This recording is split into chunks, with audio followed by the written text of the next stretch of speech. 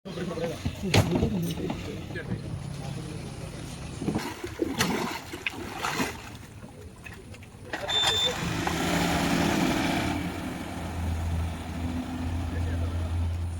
മുനീറാണ് trauma care rescue team എന്നാണ്. ഞങ്ങൾ ഈ കഴിഞ്ഞ 3 ദിവസമായി ഇവിടെ തെരച്ചിലുണ്ട്. ഇന്ന് പുലർച്ചെ 5:45 തന്നെ നമ്മുടെ ടീം 2 ടീമും ബോട്ടുമായി തെരച്ചിൽ നടത്തിയിട്ടുണ്ട്.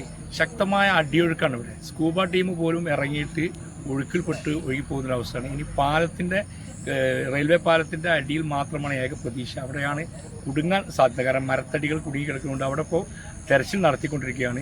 ഏകദേശം 12ഓളം ആളുകൾ 2 തോണികളായി ട്രോമാ കെയർ ടീം നടത്തുന്നുണ്ട്. NDRF ഉണ്ട്, പിന്നെ ഫയർഫോഴ്സ് ഉണ്ട്. എല്ലാവരും തെരച്ചിൽ ആരംഭിച്ചിട്ടുണ്ട്. ഈ 3 ദിവസമായിട്ട് നാട്ടുകാരുടെ പിന്തുണയോടെ നല്ല തെരച്ചിൽ നടത്തിയിട്ടുണ്ട്. കാലാവസ്ഥ പ്രതികൂലമായതുകൊണ്ടും അടിയൊഴുക്കുള്ളതുകൊണ്ടും ഇതുവരെ ബോഡി കണ്ടെത്താൻ സാധിച്ചില്ല. ഇന്ന് കിട്ടുമെന്നുള്ള പ്രതീക്ഷയിലാണ് റെസ്ക്യൂ ടീമുള്ളത്.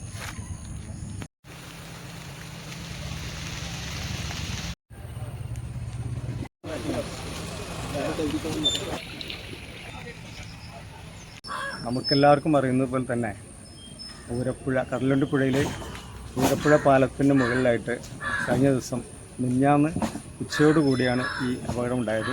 കുട്ടികൾ കുളിക്കാൻ വേണ്ടി പാലത്തിന് താഴത്തേക്ക് ചാടിയതിൽ ഫലമായിട്ട് ഒരു കുട്ടി മിസ്സാവുകയും ബാക്കിയുള്ളവർ രക്ഷപ്പെടുകയും ഉണ്ടായത്. ഇത് അറിഞ്ഞ ഉടനെ തന്നെ IRW പ്രവർത്തകർ അന്ന് തന്നെ ആ സമയത്ത് ഓടിയെത്തുകയും ഏതാണ്ട് 20ഓളം പ്രവർത്തകർ ഓടിയെത്തുകയും സെർച്ചിങ്ങിൽ പങ്കെടുക്കുകയും ഉണ്ടായത്. IRW പ്രവർത്തകർ മാത്രമല്ല, NDRF, അതുപോലെ തന്നെ ഫയർ സർവീസ്, ട്രോമാ കെയർ, പ്രദേശവാസികളായ സന്നദ്ധ സേവകർ എല്ലാവരും തന്നെ ഈ സെർച്ചിങ്ങിൽ പങ്കെടുക്കുന്നുണ്ട്.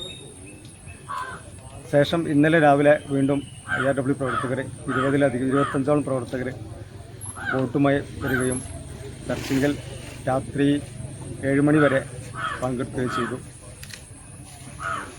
ഈ അപകടം നടന്ന സ്ഥലം മുതൽ അടുത്ത് താഴെ പാലത്തിൻ്റെ അപ്പുറം വരെ സെർച്ച് ചെയ്തിട്ടും യാതൊരു ഫലവും കാണാത്തതിൻ്റെ അടിസ്ഥാനത്തിൽ ഇന്ന് രാവിലെ വീണ്ടും 6 മണി മുതൽ സെർച്ചിങ്ങിൽ പങ്കെടുക്കുകയാണ്.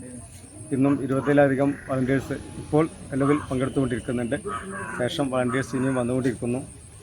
ഏതായാലും നാടിനെ നടുക്കിയ ഈ സംഭവം എത്രയും പെട്ടെന്ന് മിസ്സായ ആളെ കണ്ടുകിട്ടാൻ വേണ്ടി എല്ലാവരും ആത്മാവ് പ്രാർത്ഥിച്ചുകൊണ്ട്